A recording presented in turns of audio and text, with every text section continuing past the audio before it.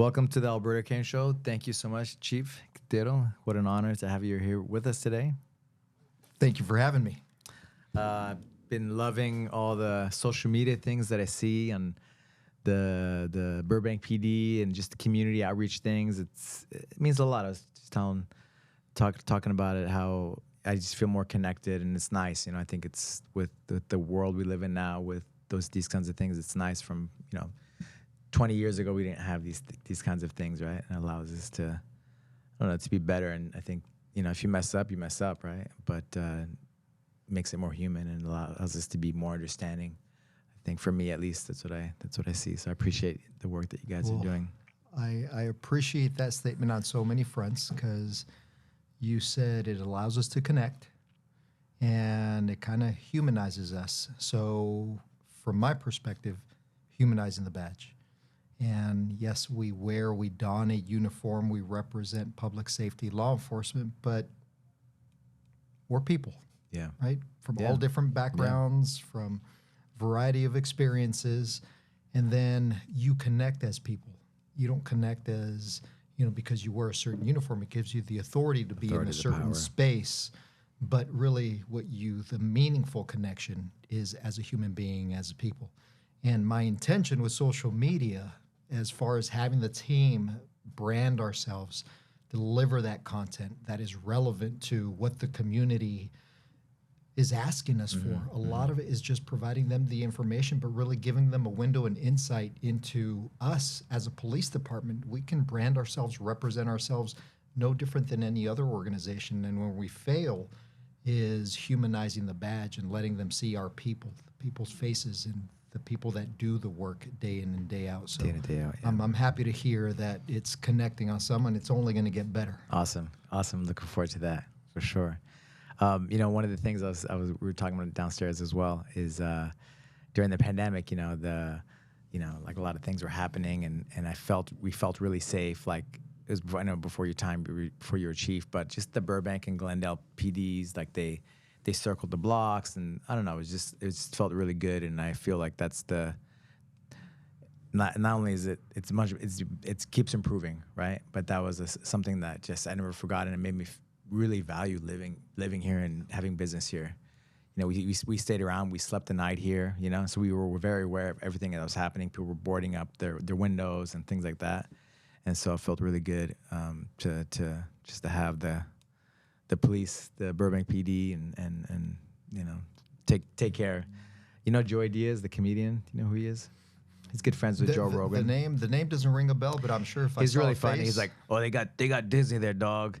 They're not gonna let nothing happen in Burbank. You know what? Even aside from having Disney, Warner Brothers, and just like really significant organizations and stakeholders within the community, on a deeper level, if you were to ask the men and women as far as their relationship with the community, especially back then, during George Floyd or otherwise, You're right. You'd find that they take a lot of pride in not only maintaining their relationship with the community, but providing that level of safety for them. They really do. And that is something that I've seen in Glendale, something that I've seen in Burbank is, they're not just police officers. There's always a difference, right? They look at police officers as these warriors, these tough exteriors, these people that are supposed to, but what's often overlooked is the guardian aspect. And the guardian aspect, specifically going out there as guardians of the people, like protecting. this shield and what it represents and protecting them. And they do it because they really care. They do it because you also hear what's all unique.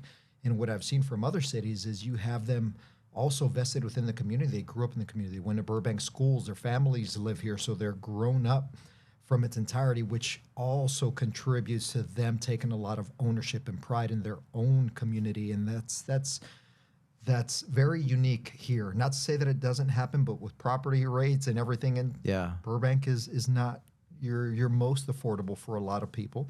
But they were able to get in the time. But even those that come throughout, they find they're calling their way the Burbank, and they really take a lot of pride. Yeah, that's what I felt. That's what I think all of us felt. We stayed here overnight, and it was like, we felt protected. Yeah. We really felt protected, and it was a nice feeling to have. Good. Yeah. Another, I guess, situation we had was the cafe. There was somebody kind of broke the window and kind of broke in, And like within, I don't know how many minutes, my wife has the what do you call it, the ring, it's called the camera thing, One of the Ring app. ring app, yeah. And so within like I don't know how many minutes, it was like 3 minutes or something, you know, like the whole police department was here. You kind of nailed it, because our response times, I'm sure they were no different then than they are now. They're 3 minutes or less. I want to say we're right around, from the time that we get the call to we dispatch, like 2 minutes and 45 seconds. When you think of 17 square miles, I mean, the city's becoming more dense. Population 105, depending on the time frame that you have consistently, like they are there. And the expectation definitely of me, no different than any other prior chief, is for us to be really proactive and being out there, right? So driving around, engaging, interacting. So having that proactivity and that high visibility allows us to be more responsive when that call comes out. We want to make sure that our cops are in the right appropriate areas. Yeah, I told my wife at the time that Burbank PD doesn't mess around. You know, it was like you said, it was like 2-3 minutes. You guys were there and full force. You know. And you know, they didn't get the guy at the time, but you know, we just felt like very protected. Yeah. We have like a maze with all the businesses here, you know, and they came through and like there was a bunch of cars, and it was a good feeling, even though the thing happened, but it felt really good again. That's it. And then So there's thank the you. opposite. We're seeing a lot of cops gives you the impression of like, what's wrong? So two different sides of the coin. No, what I felt, because I came soon after, right, was that they really cared. That's why they were all here, and you know, we knew a lot of them as well, right? So Yeah. I felt like they were here because they cared. They wanted to be here. So, you know, Good. back Good. in your what you were saying, backing Good. up. Where you from, Chief? So Originally, born and raised in the San Fernando Valley, North Hollywood specifically. Oh wow. I mean, for the most part, up until 13, moved out again in the valley, the more the Sherman Oaks area. But for the most part, growing up, at least up until the point that I went away to college, like all San Fernando Valley. Yeah. And how did you end up in Burbank Police Department? Well, that's a longer story. I'll give you the long story. So, you know, the short answer is ending up at Burbank because the opportunity became available, timing, everything was just right, coming over from Glendale as a captain to become the chief of Burbank. That's the short answer. The longer answer is I consider Burbank kind of one of my original stomping grounds, like area that I would always come that felt safe. You know, we're talking about this theme, safety. Right. And as a kid growing up, like living over, not that North Hollywood was bad. I grew up right in the corner of Vineland and Van Owen, almost on the border of the Burbank, right close to the airport. And for us, riding our bikes in a Burbank always felt safe. So compared to, like I said, North Hollywood, it wasn't bad, but it was primarily Latino and Hispanic. I remember back then, even, you know, me, 135 pounds, soaking wet, light-skinned Latino brother. Every now and then, you'd have, you know, a couple run-ins with some thugs that thought they were bigger and badder and got in a couple of fights. Yes, 135 pounds of me. I did. You know, a lot of machismo and bravado, but like Burbank just had everything. It was a destination city, right? It had the theaters. It was up and coming. It was a lot more active than the city of North Hollywood. When was the mall built here? Well, I don't know when it was built, but back then we always would go to, which I think just recently got torn down, the Valley Village over there at like Victory. And that was the place that we would go. Okay, Robinson May had a skate rink, outside mall, Century Theaters. But Burbank was a place that we would always come. So I went to high school at North Hollywood High. During that time, I was an LAPD Explorer over at the North Hollywood Division. So I always knew, kind of wanted to be a cop. College up north, UC Berkeley, kind of then right out of college, graduated in May, and then in June was in the San Jose Police Academy. My whole intention was to be an LAPD officer, but at the time, just everything, timing, and what was going on with the city of LA just wasn't right. So looked at San Jose, up and coming, progressive, big city, good department, paid well, just checked all the boxes as far as, you know, what it had to offer. And then 2 years after that, they kind of got an ultimatum from my then girlfriend, now wife, like, hey, if this is going to be serious, we need to go back home. You know, she grew up in Monrovia. So I'm like, okay, let's do it. And I knew Glendale and I knew Burbank. And for me, Burbank, the application at the time what was I, 25 years old. It just read way too touchy-feely. And knowing me as far as like, started at 23, I already got a taste of police, law enforcement, been in pursuits, been in fights, done all this cool stuff. Like Glendale, Burbank just didn't check that box. Glendale was a little bit bigger, so twice the size. I knew some people over there, so ended up over there. And then 24 years later, this opportunity presents itself. 24 years later. So you were in Glendale for 24 years. 24 years, wow. Yeah, so it was at Glendale for 24 years. Opportunity became available, and all right, let's try. And so far, so good. Haven't looked back. Yeah, we got to That's me knocking on a table. Wood. That's some wood. That's real wood. We went to the night out, Burbank night out. What is it? National Night Out. Yeah. It was awesome. You know, you guys were there with the K9 units, and I mean, it was awesome. That's. Yeah. I mean, I used to live in a place called Santa Fe, New Mexico. It's like 60,000 people. Right, it's the capital city of New Mexico, the state. But it had that same feel. You know, you kind of know a lot of the officers, and it was really nice. It was really nice, and I appreciate the opportunity to be able to see you guys and just be a part of that whole evening. Nice. And nice. the community. Yeah, National Night Out is a really great event. You know, if you would have talked to my 23, 25-year-old self, I would have stayed away. Nothing to do with that. But you see the value in it later on in your career, the importance of relationships, of community, right? And just kind of interacting and letting them interact with us, which goes back to ultimately just humanizing the badge and, you know, our guards down. We're not on a call. We're not answering. There's no time frame. We're just there to interact, ask questions, and really be part of that community. And it's really meaningful.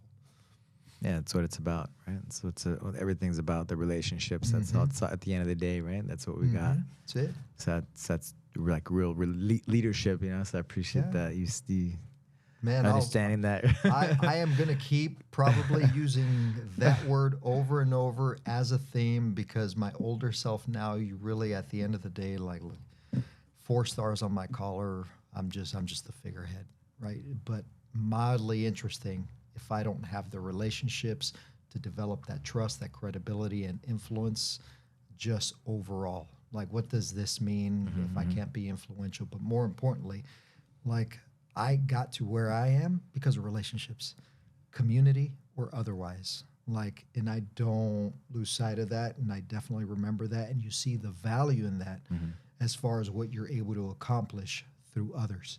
So it's like, that's why I'm really big on relationships. And now my older self definitely sees the value on it, and definitely retaining those, but meaningful relationships. Yeah, that's it. Real ones. Yeah.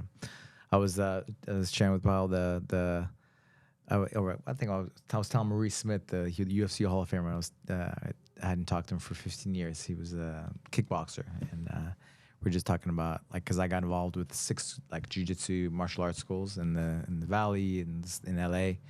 And what made me realize what matters to me are the relationships. If I don't have the relationships, like, I'd rather do something else that's, you know, maybe more financially lucrative or whatever, you know. And so it made me realize that. And so same thing. My time, every day, even like our podcast is about, you know, community and relationships, you know, investing in those things, you know. So I appreciate, you coming on and realizing, just talking about that same thing. We were talking about, because Maurice Smith is up there, you know, working with he's trying to work with police officers and stuff, and the right way to train. We were talking about a little bit about the Gracie brothers, the Gracie, is it university that the schooling, that Gracie University, just the ground stuff that they do.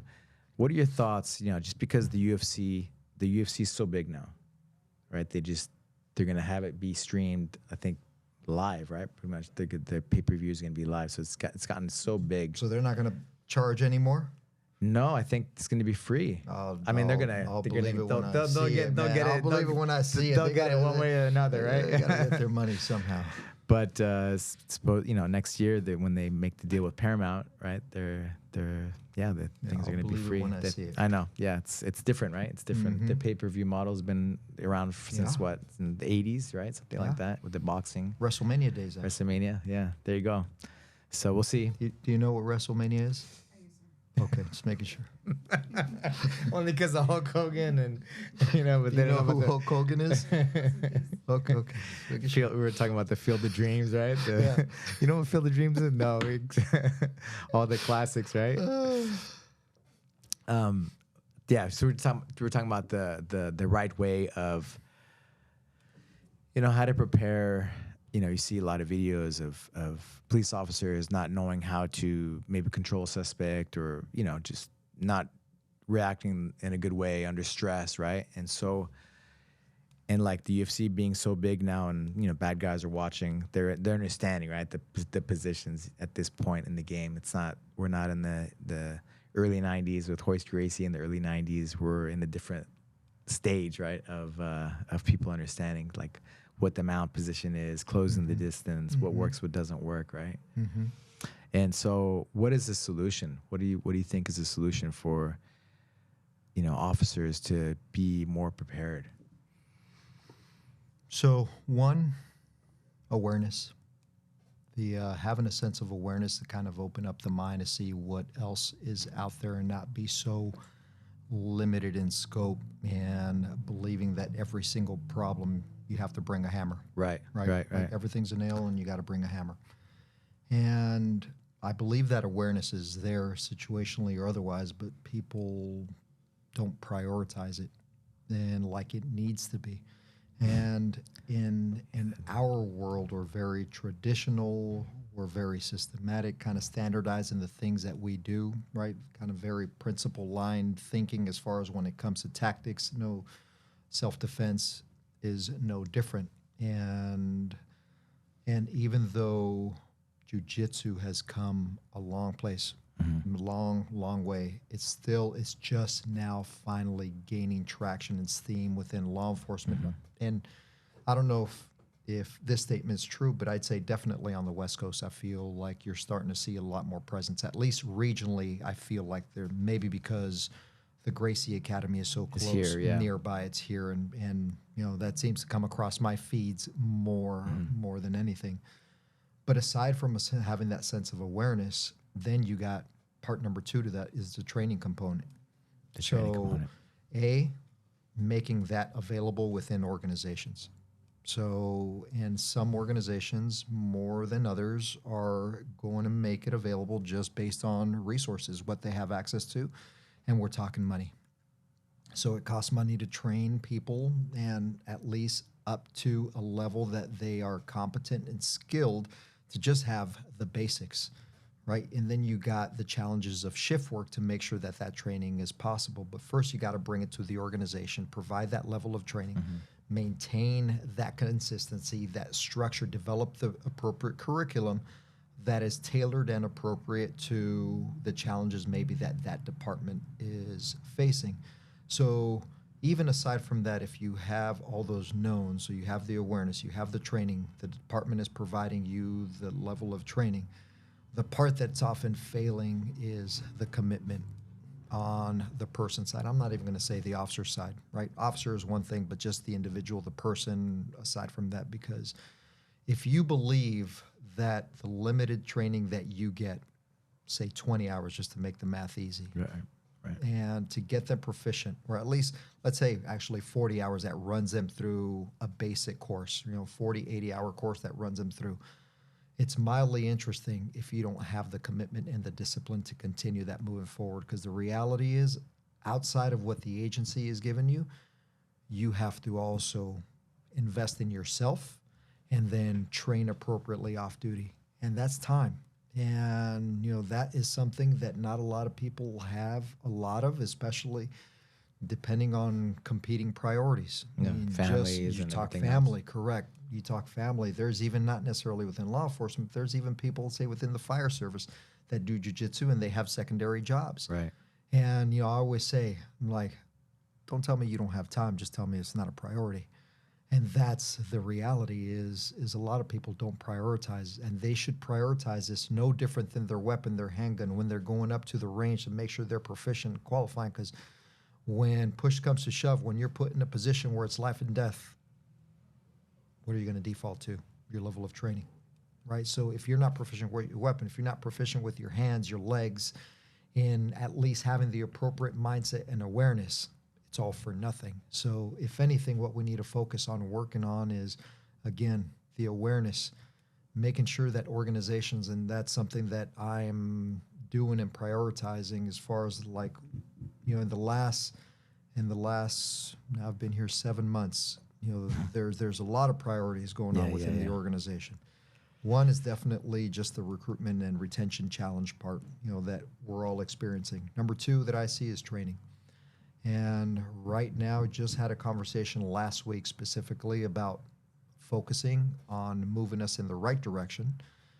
By 2026, start training up our people accordingly, developing their curriculum, incorporating more hours into our program and structure, so that when our officers are out there, they feel confident, they feel competent, that to apply something else other than fists.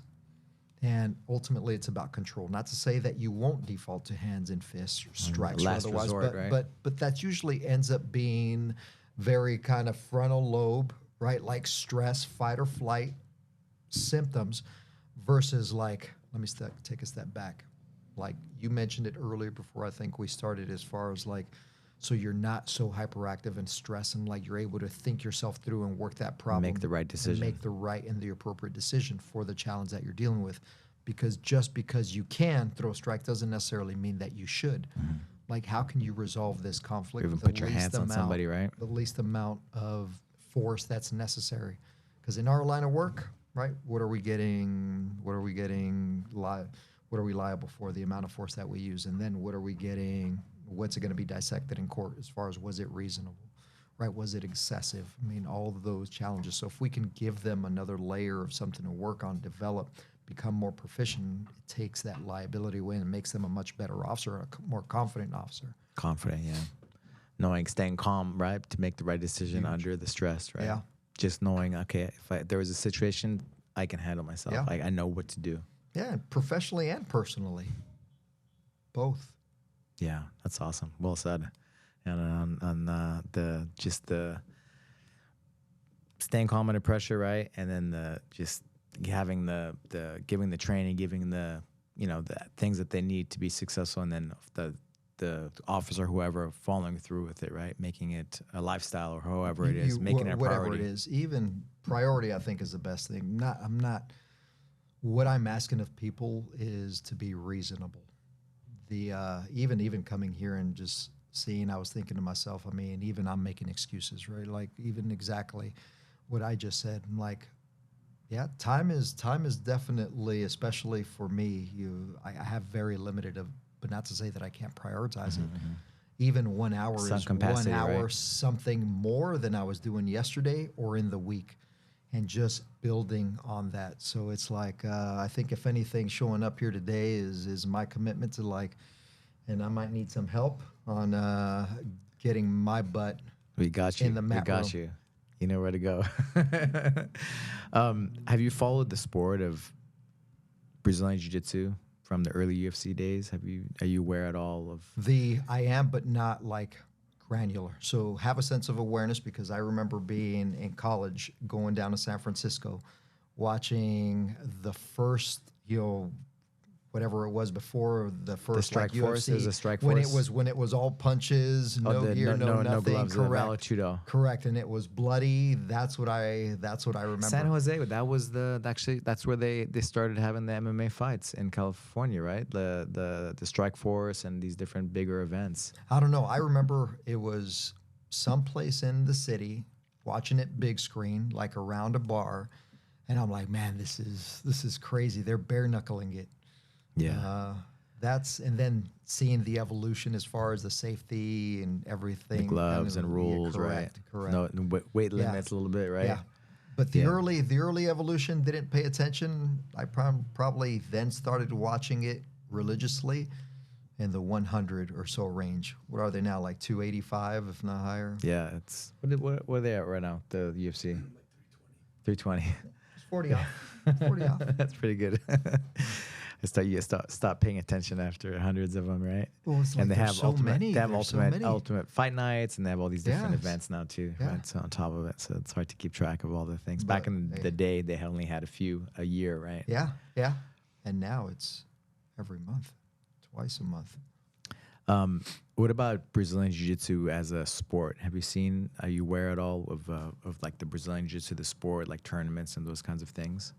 No, only now, just because I know so many people that are in the sport that compete, off hours, and also have their kids now part in the sport, also competing. So very limited in basic as far as just knowing that that lifestyle or kind of exists after. Lifestyle, right? Yeah. And especially if you want to become even more proficient and challenge yourself and know where your skill set is against another, measure it against someone else in real time. Yeah. That's the place. The guy who started judo, right? The Jigoro Kano, he basically studied jiu-jitsu, right? But then the way he changed it into judo was he made it so they could practice it in a safe way, in a realistic way. And so his students ended up, so that before they did that, jiu-jitsu was like a bunch of quick kill things, and then they couldn't practice it full on, right? And so he made it where they could practice it full on, like randori. And then his students, the judo guy's students, basically beat all the old jiu-jitsu students, his judo students, and that's how it kind of grew. And then fast forward, right? He sent his guys all over the world because his dream was to make it an Olympic sport. And one of those places he ended up was in Brazil, and teaching the Gracie family, and they kept the essence of it alive. Fast forward, right? The Gracie's son, right, or whatever, nephew, Rorion Gracie, started the UFC and showed the effectiveness of it, right? And so the sport, right, their goal was to make it like a fight, right? Like like the mount position, the strong position, the back, this and that. Of jiu-jitsu.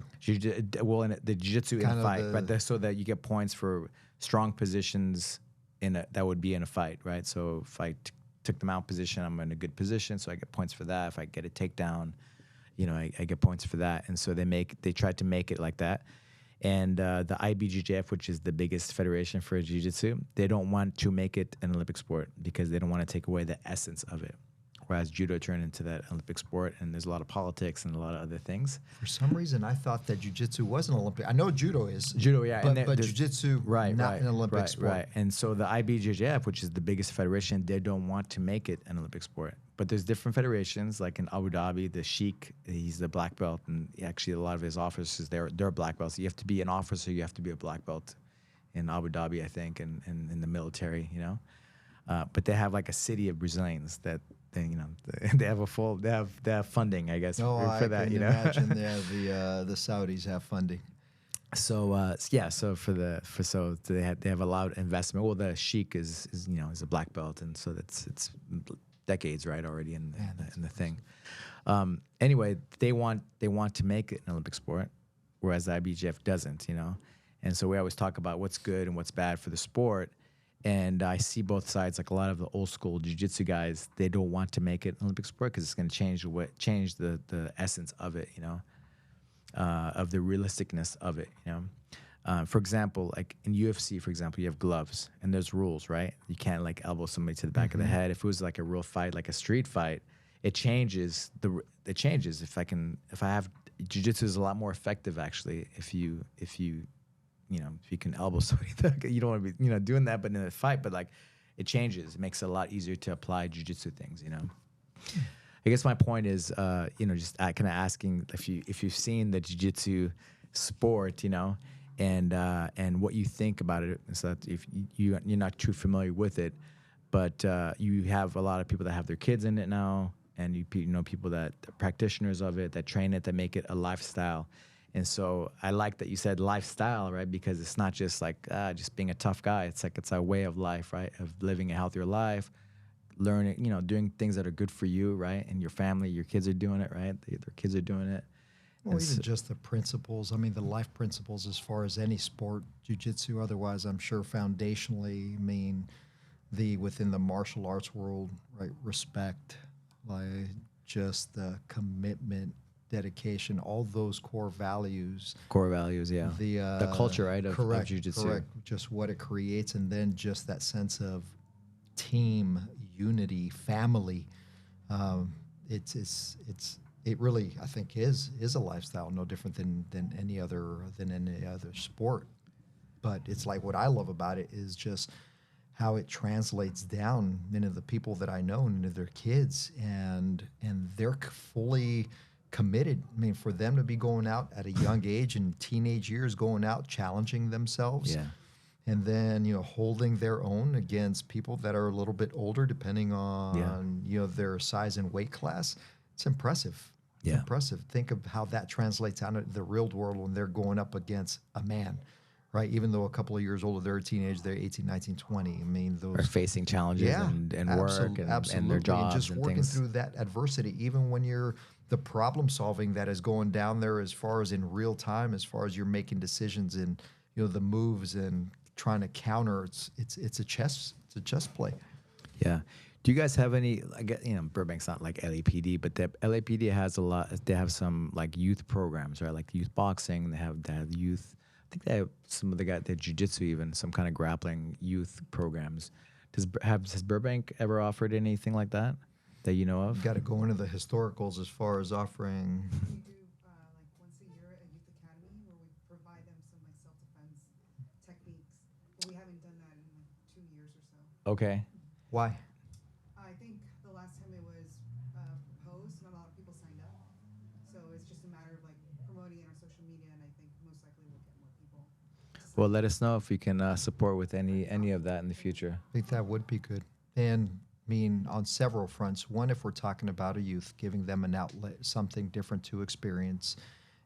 Create that relationship that's a little bit more meaningful, impactful with law enforcement, right? Bring them to a studio and let them develop these skill set, these values or sense of awareness, what I keep mentioning that they didn't know, or even if there is a little level of intimidation on it, now that they can kind of participate. And then the last part of that for us is looking at developing our Explore program, our cadet program, and bringing them to the department so they can know what other things exist for them that are connected to the PD, where ultimately might translate into becoming a full-fledged law enforcement officer down the road.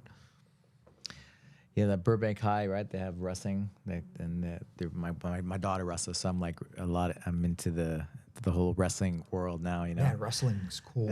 Much love and respect. Talking about all the character development things that you get with like martial arts and wrestling, right? I think is one of those things. Any sport, man, just any sport. If you're really committed and disciplined, doesn't matter what the sport. It's universal as far as the principles that flow between all of them. Yeah. Look at those Dodgers, right? That's right. Try the game 7, right? That's right. They get it to the game grit, 7. Resilience, determination. Come on. Oh man, Come how on, was the team. Dodgers parade today? Very nice. How was the traffic? I took the metro. He took the metro. Okay. Got it. Yeah, man. Oh my God. I don't really watch. Yeah, I've gone to Dodgers games, but I watch like combat things, right? Combat things. Summer Olympics. That's what I tell people, and World Cup soccer. And I watched baseball. I watched every single game of this World Series. It's phenomenal. And I watched every minute of it. That was the most epic, I think, World Series in a long time. Definitely one for the ages. Yeah, I couldn't make it up, right? One way or another would have been different. I love it. Going back to the youth and stuff. What other programs do you guys have for like, or that you offer or you're connected with in the community for kids? That I'm aware of, we have the Police Explore program. Police Explorer program. And then you have the cadets. So the Explore program is 14 to 18. Oh, it's a lot older than 14 I thought to it was. 21. 14 to 21. Okay. I thought it was 18. So you got 14 to 21. Usually those are kids coming in that are in high school. Then you have the cadet program, 18 and above from what I've seen, but those kids or youth are going or attending at least part-time 20 or so hours, doing a college course while they're also having the flexibility to work at the PD and also get some insight Your Explore program, younger youth developing those life skills, necessary to go out there, have the confidence, be successful in life, the discipline necessary, especially, it's an outlet, an avenue for them to be connected to the community still, and also at the police department that might have an interest, and even those that don't necessarily have an interest or curious about it. Yeah. But definitely they get Open up your mind, exposed to- right? Correct. That's it. Yeah. But what's the tournament you did? The Burbank for representing Burbank PD. Police and fire Police and Fire championship. Championship. Yes. Okay. What was that? I want to hear more about that. That's for the police officers. Yeah, so it's basically a competition for both police and fire. And if you are part of the either or department, you can go there and represent your own agency. So You can represent your own agency, and you. you compete amongst other people in the same weight bracket. And In different areas. There's weightlifting, weightlifting, jiu-jitsu, obviously. bodybuilding, I know there was bodybuilding. There's, Okay, there's Bodybuilding? bodybuilding, your favorite sport. Yeah. What is that? Flex. Archery. Yeah, there's Okay, a lot. okay. I don't know. I've never Shooting, been. I'm sure, right? Shooting as well. I think there is shooting. Uh-huh. Oh, I'm sure they're shooting. And then running as well. Running. So yeah, it's a big organization. Nice. Yeah. Awesome. Nice. Awesome. Nice. What's going on? What's coming up for Burbank PD? You're a busy man. I appreciate you making the time coming out here. What are some things that are happening in Burbank Police Department Let me see. It's a kind of that would be open- good for the community to know? There we go. Well, we're going into the holidays. And so as far as any community events that we normally have significant, like National Night Out or any where you're connecting the police department, I think those have already passed. Anything moving forward now is more kind of organization specific, holiday specific, as we're going into Thanksgiving and definitely into Christmas. And I think in Christmas we may have like a parade. Shop with a Cop is that's the only one that's on the agenda. So my understanding, at least Shop with a Cop, how I know the program to work is we partner with an organization. Normally in this case, I believe it's going to be Walmart, and we have set number of gift cards where we as the police will go out with people from usually lower income, kind of lower socioeconomic status that we usually pre-select and identify. So we're working with the Burbank Housing Corporation, and they're the ones that will select underprivileged. Oh, they kids, select. Okay. That have like a specific income, and they'll say, okay, you have a low income, you're gonna get the opportunity to shop with a police officer, and there's different people, organizations that donate a lump sum of money, and then we divide that amongst the kids. So typically, like last year, I think every kid received $180. Oh wow. Okay. And what we do is we partner them with a police officer, and we just assist them in the shopping experience, and it's free and it's wonderful. Again, So what I was describing is what I'm familiar with, what we did in Glendale. So it wasn't an organization that identified them. So it's very similar to the Cops Bureau where Compost works. So we would identify kids, usually through a recommendation or school or otherwise that we know were for the most part, and they would get vetted out by the police officers, do a house check to make sure that what they're stating on the application is true. If they're X amount of family, live in, really kind of means probably below the poverty line, verify, vet them out, and then once we vetted them out, they had a certain amount, a lot of money. The partnership was with Target. So we, police officer, would identify officers that were interested. So kind of then similar along the lines of what she just mentioned. So someone like myself would go out with, this family, this individual. They would get $100 or whatever it was, $150. And usually what would end up happening is that officer would usually contribute more out of their own pocket to make sure that they got, or the family got, what they were They asking wanted, for, they looking needed. for within reason. Yeah. yeah, no, it's true. Like sometimes you have the limit, and the kids may go over like $10 or $20, and we don't want to say like remove that from your basket. We'll just fork the money, whatever. balance That's remain. awesome. That's awesome. Well, I really appreciate you guys. You guys are awesome. The police, the department is awesome. Like it's amazing that you come in, you invest in the community. I see it on the social media. I see all the things that you guys are doing. Got to meet many of you guys at the night out. That was really nice. And yeah, I look forward to supporting you guys and supporting you, Chief, as much as I can in any capacity that you could see fit. I think you're already doing it. And this is the first time that you and I have actually really had a conversation. Might have maybe said hello at one of these events, whether National Night Out or Police and Fire Day. I know Officer Campos over there really speaks highly of you.